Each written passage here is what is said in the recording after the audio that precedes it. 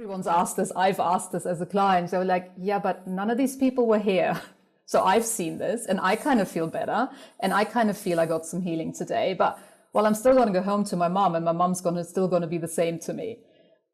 And actually she isn't, and those are those sort of, I call these sort of, quietly enormous breakthroughs, because nothing big happens, nothing dramatic occurs, but you just go home and the relationship just feels that little bit more peaceful.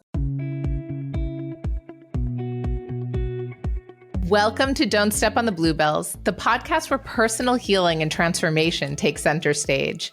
I'm your host, Amanda Parker, and I'm a fellow seeker on the journey of personal growth. Join me as I delve into the stories of gifted healers, guides, and everyday people who have experienced remarkable transformations. Listen in as they share their practical wisdom to enrich your everyday life.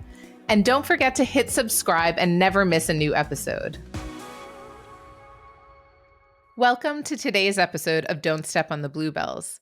Have you ever sensed invisible forces shaping your life, but struggled to identify them? Today, we're exploring the fascinating world of constellation work with Kerstin Liener, a shamanic practitioner and intuitive healer. Kerstin reveals how this powerful technique uncovers hidden patterns in your life, showing how family history and generational dynamics, as well as sometimes invisible systems, influence your present. But here's what makes Kerstin's approach unique. She combines constellation work with her shamanic practices and intuitive gifts, accessing deeper layers of insight and healing. So whether you're curious about personal growth or understanding yourself better, this episode will illuminate the unseen threads connecting your past, present, and future. Let's dive in. Thank you so much for joining us on Don't Step on the Bluebells. Well, thank you so much for having me. I'm super, super excited. And thanks for the introduction. You see a big smile already. We have so many different touch points. It's really fascinating to me how we have ended up in this space together, because we were actually connected through a woman who was a podcast guest before, so Jody Greenstein, who I worked with like a million years ago. And it turns out that we also know some people very coincidentally within the shamanic sphere. Yes. So I guess it was only a matter of time before we ended up here. Yes, all the degrees of separation or lack thereof. We all find each other. Yeah, it's true. So I'd love to hear, before we dive into some of the juicy topics, just what it is that you are most excited about at the moment. Well, what I'm really, really excited about is that I feel the sort of shift happening in the world. And I don't know if you feel this, and maybe some of the listeners too, is that I have the sense that people more and more almost start to remember to encounter each other as people, at a soul level, because I'm like a soul worker, and that's how I see people, which is sometimes a great thing and sometimes a very tricky thing, actually. And I'm really hopeful that that's a place that we're navigating towards as human beings, in closer connection with each other and seeing each other more clearly and the world around us and everything. And I guess you can tell I'm an optimist, but that's what I'm very, very excited about, just for the fact that, we're having this conversation, which probably, and I can speak for myself, 5 years ago, I wouldn't have had this conversation. I wasn't in the space, and I probably thought no one was in the space, and I would have, probably felt quite anxious even talking about some of the things that we're probably talking about today. So I think it's great. Oh, I love that reminder, because the same is true for me. I mean, 5 years ago, I was just uncovering different pieces of myself. And even today, every time I either come into the podcast or start working with a new client, there's this bit of like, am I really my whole self? Am I really coming out as myself every time I do this work? So it's especially, I think, for people who are listening, who have maybe the nudge, because they are listening, right? And have either been afraid to fully step into it or just not really sure how it would be welcome. You're definitely not alone. Definitely not. And it's becoming less of a sort of closeted society, people like all of us, and I'm sure a lot of the listeners as well. And I mean, I've, over the past few years in particular, I've sort of learned to never really, underestimate how open people are and how many people feel very similar, or even if they don't quite know it yet, they feel this little nudge, this little tingling, I go, there's something else going on. But I've also always really overestimated why I should be afraid to come out, and really step into who I am. And that's just, it is what it is, and it's fine. But it is a journey. Yeah. It's also funny because I think that as humans, we're kind of always stepping into who we are. And this happens to be maybe a spiritual journey or more of an awakening or whatever that looks like. But just the same as an artist who really wants to do their art and they're afraid people will judge them, or a writer who wants to publish a novel and they don't know if people will accept it. So it's like all of us are still always continuously coming out as ourselves, Yes. whatever it is that we're doing. Agree. And I think in a sort of wider sense, I think that's what healing is about, really. It's not about fixing something that's broken. It's kind of, I always think about it like coming back to factory settings, and we're almost spending the sort of time we have in this life in like Earth School, finding our way back to actually, this is who we are. And that's the sort of opportunities we're given that we can either take or not. But that's kind of, for me, that's what healing is really all about, because, we want to be whole and fixed in ourselves. And it's just pushing ourselves in the right kind of way, or allowing ourselves, to be pushed in the right kind of way by life and all the opportunities it offers, really. Today, we're going to be focusing specifically on the topic of constellations. And I know there's so many different topics we could have chosen for this chat, but just to give people an idea, how would you describe that work that you do with constellations? Yes. So maybe to start with, what is constellations actually about? Because it sort of shows up in many, many guises. So constellation was created, I believe in the late 70s by a German gentleman called Bert Hellinger.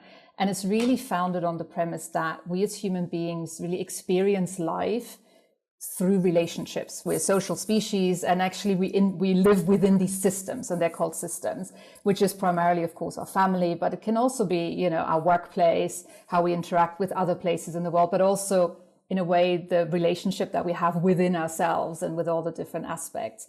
And what constellations work does, and is often called family constellations, because often it focuses on the family, but there's so much more to it, is that we use this method to almost surface, what dynamics exist in the system and observe those. And then we kind of try and make it better to achieve this thing that it's called, and I know the German word because I was trained in German, but it's sort of, it's harmonious. It's sort of a harmonious way of existing. And the lovely thing about it, the way it works, is you open a space just in a way that we have the space here. And it's the easiest parallel to draw is like you have a stage and you have actors, which is your family, for example, and all the members. They are represented through actors or representatives who, in a big constellations, are actual people who will stand in for your mom and your dad and your sister, who will step on the stage and embody these people or these aspects. And then the script sort of starts to reveal itself. You can start to physically observe the relationships between all those parts of the system, all these people in the system. And then through observing and interacting with them, you can try to get to the bottom of what's going on and then mend or heal all the sort of blocks or traumas or things that families sometimes carry for generations and generations, and kind of make it better. And that, as I said, can happen on a big stage, quite literally. So a lot of big family constellations happen like that. And I would recommend to anyone to try and do it. And also almost to also experience a constellation as a representative. So say, this is not about me, but I'm going to be your mum, and stand in there, because you will actually, it's an energetic space. It is energy work, even though it is often seen as something that's quite worldly, and it's great because it's really accessible because of that. But if you stand there and you literally feel what this person feels, and you might feel drawn to someone else or repulsed by another person or get really angry, and you can verbalize that and act it out, or you can do it in a very, very small way, like I often do with, I've got these little like Playmobil, I've got them here, like these little Playmobil figurines, and you work just on a table, just the two of you, and it can be, quite a small and simple setup. And the really amazing thing about constellations is that you see what's happening and you surface everything that's happening. And therefore it's an experience. You're part of the healing work. You're not, someone else isn't doing it for you. You're not rationally kind of, clasping at straws, talking through it, or thinking why and, what happened, etc. You see it and you heal it. And therefore it's really, really powerful. And constellations in and of itself is, a modality that is used. And if that's the only thing you ever do, that's really beneficial. The way, and I know you asked how I use constellations, so I use it in a slightly different way. So sometimes I might work with clients and do a pure constellation work, and then we're done and that's it. And it's often very, very life-changing, that work in itself. But I found over the years, when working with people, because I work very intuitively, I have, as you said, this toolbox, and depending on who shows up and what they show up with, the sessions kind of evolve, and I will just intuitively draw on whichever tool and mix and match whatever is appropriate, feels appropriate for them, for the need they have at the time, but also for the type of person they are and how involved they want to be and how much they want to see it versus feel it versus trusting me of just doing it. And so for me, constellations has really become almost a framework for running a session. It is bringing the problem or the issue or whatever the niggle is out on the board, and then as slowly all these dynamics or funny constellations essentially start revealing themselves, I then might press pause and go, okay, there's an opportunity, there's an emotional block that's just come up. Let's do some emotion code on this. Or I might get my drum out and say, actually, there's a need for soul retrieval. And then, almost kind of do that piece of healing and then get back into the constellation. And usually it moves, as we do this. The system starts moving and healing and getting better and clearer. So there's so much now. So one thing, and I'll just share because I haven't experienced a constellation myself or actually having done that work myself, but I do remember a number of years ago, a colleague of mine had started going through a process. It was a group process and it was in Germany. And the story she would tell me, and I'm sharing this just to make it a bit tangible if someone's really uncertain what this actually is. Because for me, this helps so much. Like, she was struggling with a number of different things in her life. And through the constellation work, she was sharing that like someone in the group would act out the role of her mother. Someone else would act out the role of her father. And there would be situations where they would have to actually role play things that had happened in her childhood so she could re-experience them and understand what was beneath the surface. And then in that particular case, then she would choose someone else to act out her ideal mother or ideal father. And then they could come in and maybe say all the things she had wished her parents would say to her, or hold her in a certain way so that she could actually get some of the healing through that. So I don't know if that's the same way that you work, but I remember thinking, whoa, that is powerful. Yes, it is. It is. And that is one way of working. And I sometimes work like that because it is, again, it's all about manifesting the scenario for real. And therefore either the clients or representatives can act that out and feel it. And through feeling it and acting it through, it starts to shift. Even if those other people, like their mother, etc., are not even present. And it's hugely, hugely powerful. And this is one way of doing this. The other way of doing this, which I do more frequently, is to almost see a situation unfold. So you might start with a situation like that to say, I don't know, for example, a client comes in and they might say, I don't ever felt like I got a lot of love from my mother. She always held back and I kind of felt lonely as a child, etc. And you put them together or you put them and a representative, or even two representatives so the client can watch, which can be really powerful as well, because they're almost a little bit more objective, and not completely caught and triggered and caught in their feelings. And both of those work. And you start to have that interaction. And what might surface actually is that, and you'd be surprised, this happens quite often, especially if you go back further, there might have been another child that this mother has lost before. And therefore she's blocked really from, through grief, from expressing that love. But this child in the room never knew that, or never really paid attention to that, because that child, which might even be a miscarriage, might have never even been born, doesn't really exist in the family, doesn't really have a place in the family, but actually it does. And it's at the cause of so much pain, and so much pain, not just for the mother, but for the child that's standing there as a client, grown up and suffering today. And then by even just bringing in and acknowledging that, it starts shifting massively. And it's kind of making the family whole. And you go, well, actually, there's not two siblings, there's three siblings. And all of a sudden, it kind of is like dominoes. Everything kind of goes. And the most amazing thing about this type of work is what then happens afterwards. When then those clients go back home, and often everyone's asked this, I've asked this as a client. So like, yeah, but none of these people were here. So I've seen this and I kind of feel better. And I kind of feel I got some healing today. But well, I'm still going to go home to my mom, and my mom's still going to be the same to me. And actually she isn't, and those are those sort of, I call these sort of, quietly enormous breakthroughs, because nothing big happens, nothing dramatic occurs, but you just go home and the relationship just feels that little bit more peaceful and that little bit more loving. And she doesn't know any better, but the client really notices it. And all of a sudden it kind of spreads, like dominoes into the whole family. It's spectacular work. I really, really love it.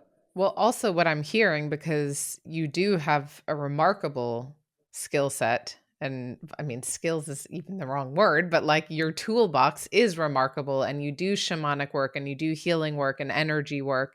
And I know you're saying this is also an energetic practice. Yes, but probably a lot of practitioners don't work that way. So there is also this added benefit that they work with you in this constellation, but you're also maybe able to access from the spiritual perspective or your guides information that's hiding beneath the surface that helps also make this more powerful. Yes. And shifts the energy within the family as well. Completely. And I would say, there are many incredible constellation practitioners out there who wouldn't consider themselves energy workers, as you say. I would suggest that probably they do energy work without realizing it, because, we observe with our eyes, this whole, nonverbal communication type thing. We observe a little bit with our eyes and then a lot with our hearts and with our other senses. And when they work, they probably work energetically without knowing it. But I find it really, really helpful, the fact that I am a spiritual worker, and I am connected to that realm essentially, and to that sort of perception of the world, that I kind of have good direct access to what is happening beneath. But also in many, many family systems in particular, a lot of the woundings go back so many generations. They're way past, anyone can recollect in their family. So with a normal constellation where you start essentially with a family tree, you can't quite get to the root of where that wounding or that trauma came from. But when you work energetically, and I can go into the ancestors, so essentially, you might have some real people in the room, but then I bring the ancestors in, and no one knows what they're called or, anything really. But you can say, oh, this started with you, and I will start, tapping in and going, well, okay, I can see that person XYZ, however many generations back, experienced this, and this is what happened. As sometimes, unbelievable as that might sound, what is really interesting, you then look at the client and they break into tears or they react really strongly, because it's just the truth. It's in their body, it's in their souls, and they intuitively know that's where it started. And then you heal on it. It's amazing, because you also know, you've not just kind of cleared up a little problem in a family. You've actually cleared up something that has blighted generations of generations, and would also continue going forward, with this person's children and their children, etc. So, in a sense, by doing that work and sometimes maybe going a little further or a little broader, actually, I always feel those clients, they do a great service to their families or to the systems or even to themselves if they're just working with their own little internal system. It's a real gift for them, or it's a gift that they're giving themselves, I suppose. It sounds a bit smoochy, but that's kind of what it is. Yeah. Just to also make quite concrete the idea of, like, let's say generational trauma or things that are passed down through generations. And I'm going to ask a question actually that I often have myself. So on the one hand, you have your, let's just presume your mother, then your grandmother, then your great grandmother, and this. But we also have the concept of like the ancestors. Mm-hmm. And I'm always a little bit confused, to be honest. Like, what's the difference? Is it the same thing? Is it different? Or is it like hundreds and hundreds of years of the same lineage keeps coming back? I mean, what are your thoughts on that? Yeah. And how that might actually pass down as well to who we are today and what we experience in this life? Yeah, absolutely. And I've asked myself those questions as well, and I've asked other people. I think we start calling them the ancestors when we don't know anymore who they are, but actually my grandmother is my ancestor. My mom is my ancestor. We just assume when we say ancestors that they have to be like dead people long forgotten, and they become this sort of amorphous mass of, people who've been before. The ancestors. Yeah, and also it kind of elevates them to the people who have a lot of knowledge, and are sort of slightly above it all. But in fairness, and actually is kind of true, I observed that, obviously when people pass over and they sort of come back essentially as ancestors, and give us some of this insight and offer some of their services, because often they are very helpful spirits to have around when I work more in my sort of shamanic vein, because they are no longer sort of connected to this earthly life. They do have a bit more perspective, and they do sort of they are more disconnected from those sort of really high feelings and things like that, and also the roles more that they disconnected. Have to play. You say they're a bit more disconnected. They have a little bit more distance, to all the mess that maybe even that they might have created or inadvertently have created, and they're also. And you know what, it is a really tricky subject, and it can be really triggering for people, because many, many people have ancestors that they know of, or they have some concept of, that maybe didn't do some very nice things, and coming to terms with that can actually be really difficult. And seeing them as loving ancestors who, yes, they've been here and they've done whatever they've done, and they've kind of, come to earth playing whatever role they chose to play. But they're no longer in that role, and therefore they can offer a great deal of wisdom, but also a great deal of sort of peacemaking within a family. I mean, I've worked with and witnessed many constellations, in a cultural context, for example, I'm German, so in Germany, and pretty much every constellation you get into World War type issues, and everyone's family has had either a perpetrator and or a victim, and I think every other country in the world will have very similar things. And that's a really tricky subject that often is at the core of a lot of these issues that surface now, because there's a lot of shame and guilt and things that weren't talked about, and people lost, and all of those sorts of things, which probably again wouldn't come out if we didn't look at ancestry, because a lot of these people aren't really known to us anymore. I think it's also interesting because it just highlights that in modern society, like especially with the internet and Instagram and TikTok, we as a collective are trying to take personal responsibility for the things that are happening in our life, and we need to do our healing, and we need to set our boundaries, and we need to cut people off who are bad for us, and and yes. And also there's a lot of stuff that's just within us that actually isn't necessarily within our control, or that we didn't create, or that we can't just say, you know what, I'm not going to do this thing anymore, because it's almost like genetically in your DNA and needs to be healed on a much deeper level. Yes. And I think that's how, any energy work or any soul work really kind of gets underneath the bonnet, because there's so many things that, as you say, either are things that, you know, we've been gifted with by our ancestors. Thank you very much. And how often and I know this from myself, you go, I keep doing this, you know, here's the pattern, but I just can't get to it. Why am I doing this? Or a belief you have, it makes no sense. And it's like, it's not your fault. You kind of got it, you know, you inherited it. But you feel the consequences, and it's up to you to heal it. And I guess that's the one thing. But then equally, there might be other things that happen, you know, to all of us during our lives, but that sit so deeply that no amount of, you know, kind of more conventional therapy, etc., can get to, because we don't know what it is. We just feel the pain, but we don't know what's causing it until it kind of rises far enough to the surface to then show up in our bodies, you know, in disease and, you know, aches and pains or psychological issues, etc. But a lot of this stuff sort of starts a little bit deeper. And, you know, you can ask people however much you want, they're not going to know the answer until you actually look energetically, I think. And that's where all these different practices start adding up a little bit. Well, it's like listening to you talk, I'm kind of like, why, like, how does everyone not know about this? You know, like, why don't we all know? We all go get our constellations done. Yes. We figure this stuff out and voila, you know, because it seems so fundamental to living a healthy life. And it's so unknown to most of the population. Completely. That seems wild. It does. It could be so easy. I mean, not easy, but much simpler, right? And I would say, if there's anyone, you know, listening who goes, do you know, my life is great, everything is amazing, I would still say, do a constellation. You'll learn a lot, right?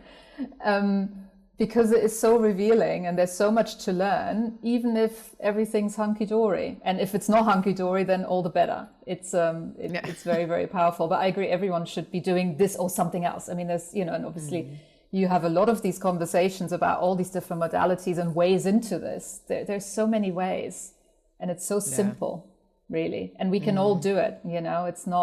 This is not limited to some people who kind of get it more at all.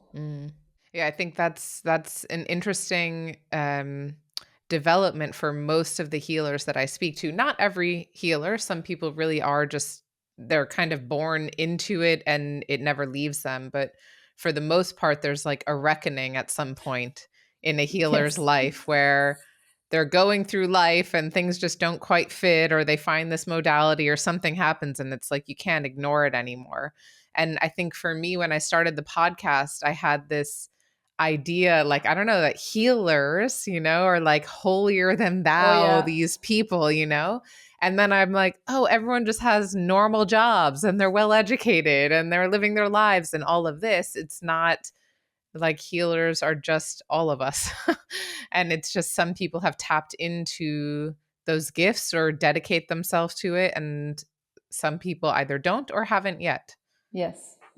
And some people discover some of these things and they might never be healers, but they're just good practitioners with themselves, you know, as well. I think the doors are so much more open.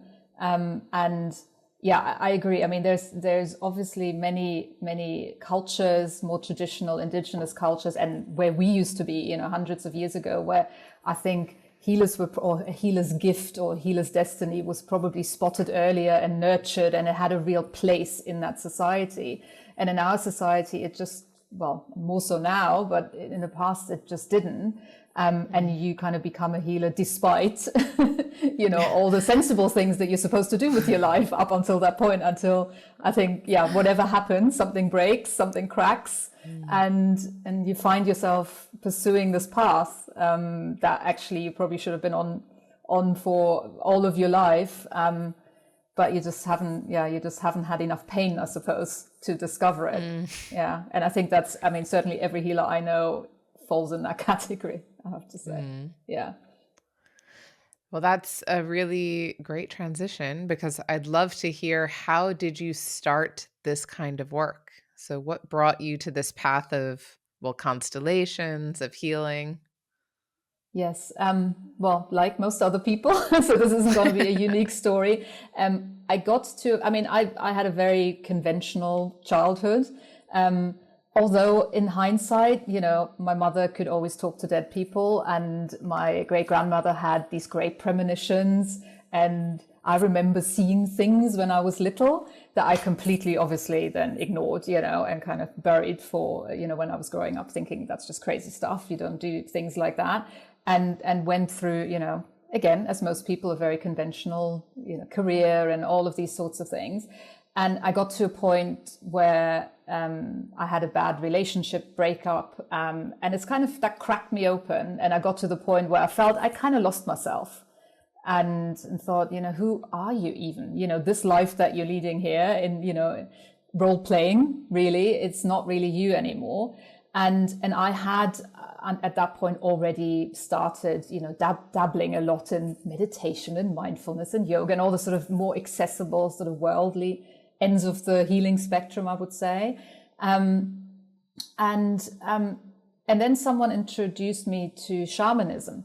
Actually, my astrologer did. So I wasn't quite so wealthy, I suppose, but that was quite normal for me. My mother always went to an astrologer even when I was little. So it's like, of course, everyone goes to an astrologer. So maybe I'm a bit more hippie than it looks. And she said, you should try this. And I had so much resistance, I can't even tell you. I thought, no, these are just, you know, really strange people. And I'm this Western person and I can't.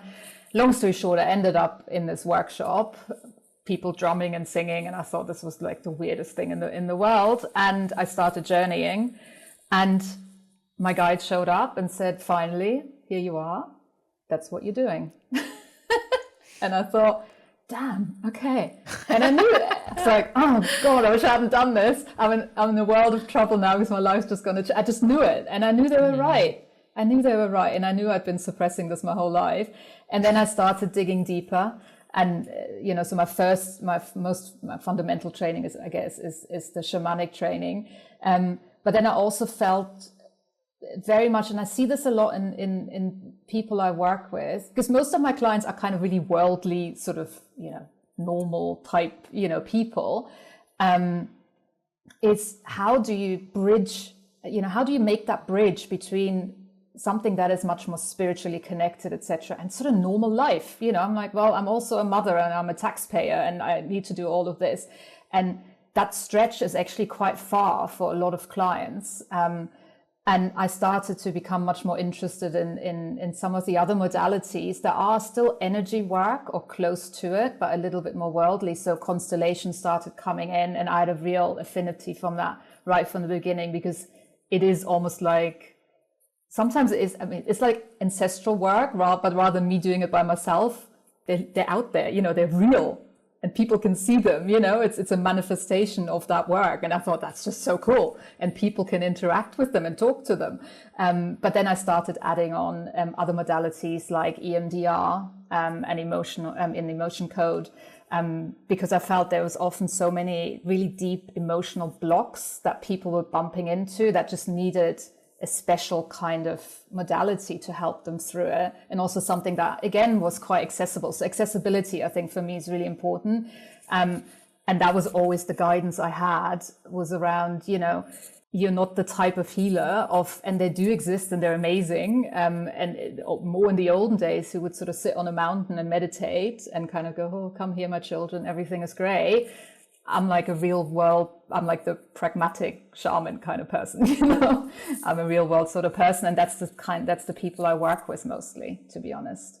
It's so fascinating because you explored shamanism, or you started learning shamanism and training as a practitioner, and then started the constellations and EMDR, which are, I mean, they're not even traditional therapy, but they're much more widely accepted. So that's funny that it didn't, like, the shamanism didn't take you then into the light codes or whatever else, you know, it didn't take you even further off the ground, let's say, but actually took you closer to the ground, like as a translator almost, for a lot of what this shamanic work is, for people to actually be able to touch it and reach it. Yeah, and that's exactly it. And I know it's kind of backwards in a way. And it did feel, as I was learning these more conventional modalities, I often struggled with, like, wouldn't it just be easier to just, you just do a shamanic journey and you ask the guides and you just sort it, whoop-de-doo, it's very simple.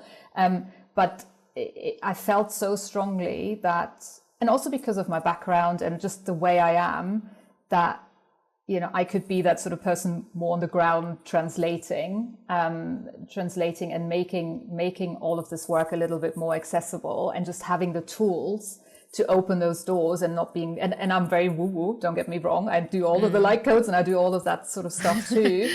I'm all up for that. But I felt, for me personally, what people out there needed was something that is a little bit more approachable. And oddly enough, once they sit there and I said, well, actually, I could see, there's, something XYZ that I can do, and actually shamanic work is the right way. They're like, okay, whip out the drum and here we go. They're actually really open to it, but they probably wouldn't come in thinking that was going to happen to them. Yeah. Which is really If you were just advertising a shamanic drum journey, people wouldn't come in. Yeah. That's fascinating. It really speaks to me too, because that's definitely like the client space that I'm in. And I've tried for years to like define it differently. But at the end of the day, the people who come in, whether they're spiritual or not, like there's a curiosity and an openness and a willingness to go deeper in their life. And I don't think they really care how in the end. It's a feeling of trust. Is this going to work? Are you the person who can support me? Yes or no? And I know for myself, if I'm like very far out there, I mean, maybe it just changes the clientele. Let's just, but it also might make it harder for specific types of people to be able to get the help that they really need. Yeah, exactly. And it does evolve. And I've been on the same journey as, if you ask me, what do I do? I'm like, oh, that's quite hard to describe, because it changes for every person I work with and it evolves.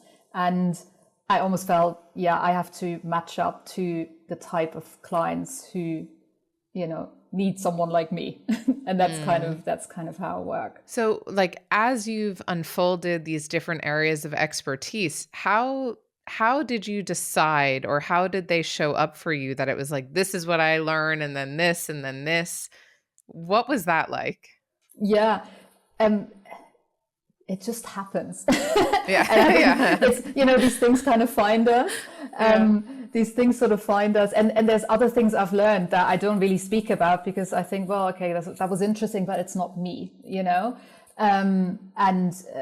Again, I'm a curious person, and I kind of want to, at the end of the day, I want to see how people work, and, what happens, and where stuff comes from, and how it gets healed, and what is the highest potential that people have. And anything that explores that, I'm interested in. I'm going to, have a little nose into it. And what I've noticed, when I did training, I did, part of my coaching training, and part of the reason I chose it was actually very multifaceted, because there are many, certifications out there that are very, very deep on one modality.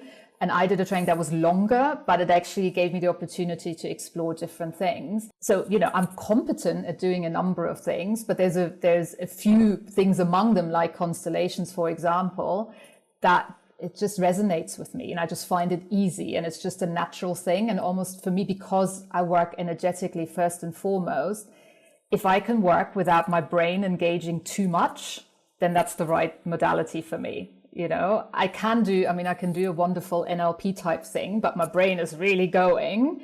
And I always wonder, and it's probably good, and I can probably help the client, but it's not that extra, however many percent that my intuition actually, contributes, which I think is probably quite a lot. Yeah. That's a great response and great navigational tool for me and everyone listening. Like, if it's really an uphill struggle and it's hard, and you have to really, really, really work hard, not that can't also pay off, but there's things that will come more naturally to you and will feel better. And it can be easier. Completely. Like, it can actually feel good. Yeah, exactly. As I have like 10 books on the table that I'm just like, come on, you're almost there. Yes. And there's so much out there that is so cool, and sometimes it's just, okay, I'm just going to learn a little bit about that, but I don't need to go deep into it. And also I found with some of the modalities, I kind of stepped out of them afterwards going, okay, no, so this is not really something that I would use for my work, but it was really important for me because I actually solved something that I was dealing with, so they kind of, so I was like, okay, I did a course on this and that was actually great therapy for me. Thank you very much. Great. So it's not lost. It's not a waste of time. But I think if it resonates, someone once said to me, unless it's a loud yes, it's a no. And I struggle with this because I want to say yes to a lot of things, but that's really helped me sort of navigate the millions of options out there. I give all of my clients some form of a pendulum. And I say, okay, it's time to start getting clear on your yes or no. Because, I mean, for me, it's also something that's always been a challenge. And I have to check in a few times, like, what is yes, what is no? Because at the base, that's already so helpful to know, is this actually the right way forward? Especially for those of us who love to learn and explore. Yeah. It's like kid in a candy store, right? Yeah. Yeah. So what would you say is something that people often misunderstand about the work that you do? I think the greatest understanding is that people think because I'm a healer that I will just fix them, like Harry Potter, and I'll wave some wand and everything will be okay. And actually, not a lot of those people find their way to me because I'm usually the last person, after people have tried lots of other things, then they go to the shamanic practitioner or do some, constellations or things like that. Then I have to be very clear and say, well, you're the person healing, you're the person doing the work. I'm here to help you. I'm guiding you, I'm facilitating, I'm trying to make this journey as easy as possible and as sort of straightforward as possible. But I don't go like this. And I provoke healing in you. That's what I do. So they still have to actually do the work and do the healing themselves. Yeah. But you can definitely shortcut that process either by helping them with the energy healing, but also just helping them see what they weren't able to see on their own. Exactly. Yeah. What were some of those, because everything so far sounds like it was a bit of an organic process and one thing opened and then the next door and you made all these choices and here you are. But I'm sure there was some challenges there in the pathway. So what were some of those? Maybe there's just one specific challenge or barrier that you found yourself facing on this journey to becoming the constellation worker, the shamanic practitioner, the healer that you are today? Yeah, I think there's two challenges that I've encountered, and one is quite a practical one and one is more of an internal one. I think on the practical side, it's kind of making that transition from someone who's in a normal corporate 9 to 5 and then steps into this work. And it's more of a question of, because it's possible, you start off, you divide your time, etc., and you build up a practice and all of that, and it can happen quite gradually. But it is almost shifting from being one type of person into this other type of person. And any sort of, I guess, soul work really requires you to be kind of calm and clear and grounded. And you can't have too many other things swirling around in your life. So almost creating that space and that headspace for this work, in amongst, a life where all sorts of other things go on, just like same for the clients. I mean, I'm the same. That has been a great challenge, and it's just learning to balance that and to some extent compartmentalize something. And the other, which I think greater challenge, is this whole, and you referenced this earlier, is this whole coming out of the closet. For some bizarre reason, I had, and I know a lot of my healer friends experience similar things, have this real fear of being seen and being judged and being misunderstood and all of that. And that's really held me back for very, very long times. Even what do you put on your LinkedIn profile? What do you put, Good God. You got kind of like, okay, I'm like, I'm like I'm soul medicine on Instagram, but on LinkedIn, I'm, something else. And, it's just all of these sort of, and it's kind of silly even saying these things out loud. I remember I got when I opened my studio, that was a big deal. I opened a physical space that people could come to, I was like, oh my God, it's real now. There's, you can Google map me and all of that. And I printed some little magnetic signs that I could put on the side of my car. Cause I'm like, I'm an advertising person, that's where I come from. Like, advertising is great. And these things were on my dining table for 5 weeks, and I kept walking past them and staring at them and literally thought if I put these things on the car and drive out on the road, I was going to get, something horrible was going to happen. And then I did, and nothing happened. And everyone was like, this is great. Of course, that really suits you. Can I come? And I'm like, oh, but so it's such a crazy process, but I guess it's part of it. Well, I think in our first conversation, which was a couple weeks ago now, I think that you said this to me.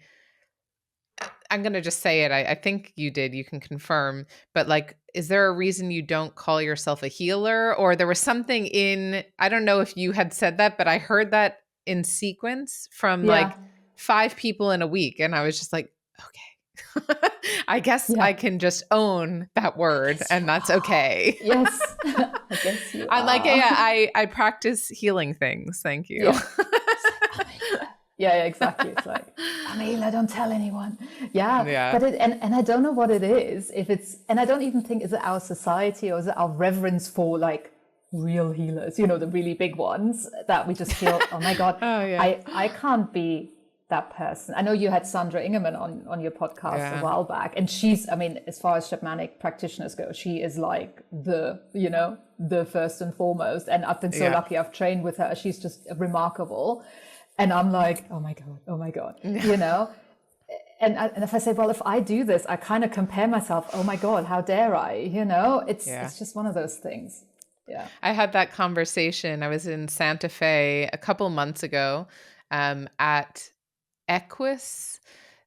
I can link to it just because it was so phenomenal. So the woman who runs it, it's like a horse therapy and horse coaching. And wow. You work together with the horses, which was incredibly powerful because they sort of showcase all the things you're trying to hide from. Yeah. And I said something along those lines. And I was like, well, I had, Sandra Ingerman on the podcast. And as long as she's a shamanic practitioner, then like, what am I? And she's like, oh, that's an attractive one, huh? That's interesting. Like that belief is, you can hold that forever, Maybe you should constellate around that.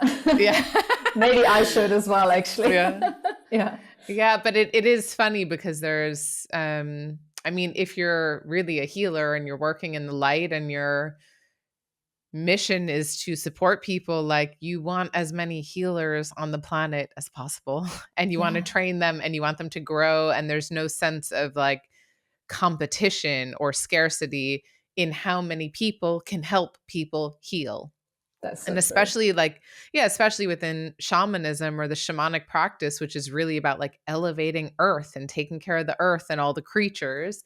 Like we want people to be in a good place. We want them happy and healthy. And the more people, like the more seeds that we can sprinkle around the globe of people who can help make that possible, then the better.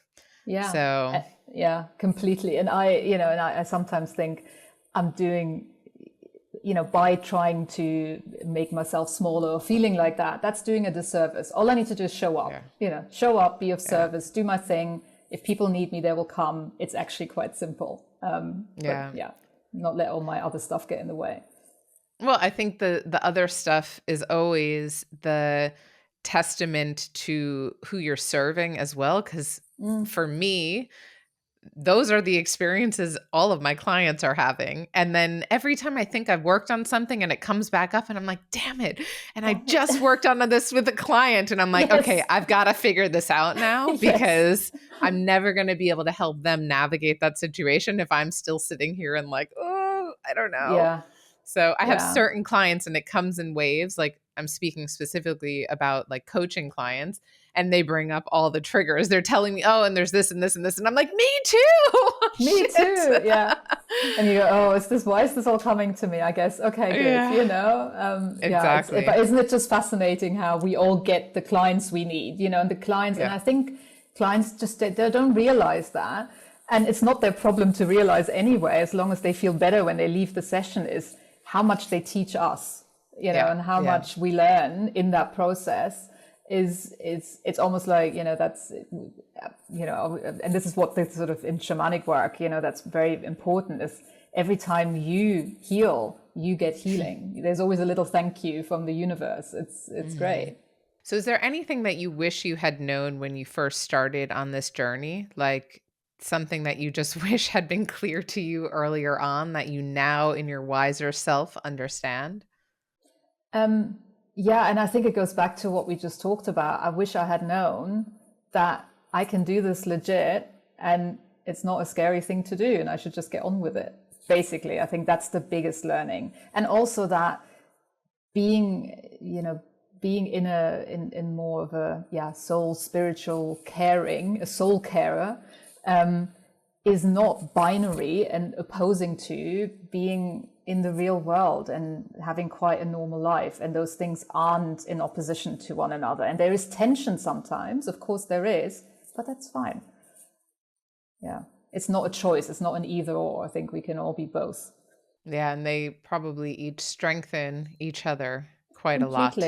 Completely. Yeah. And I think as healers, one of the most important skills we bring is our empathy. And we can't empathize if we don't experience some of these things ourselves.